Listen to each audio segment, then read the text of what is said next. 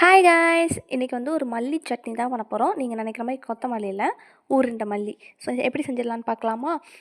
அதுக்கு தேவையான அளவு நான் கொஞ்சம் ஒரு கை மல்லி எடுத்திருக்கேன். அதுக்கு வந்து தேவையான அளவு புளி, அப்புறம் அதுக்கு தேவையான அளவு 3 காஞ்ச மிளகா, அப்புறம் உப்பு, அப்புறம் கொஞ்சம் கருவேப்பிலை இதெல்லாம் போட்டு எண்ணெயே ஊற்றாமல், தண்ணியும் இல்லாமல் நல்லா வந்து இந்த மாதிரி நல்லா வந்து வறுத்து எடுத்துக்கணும்.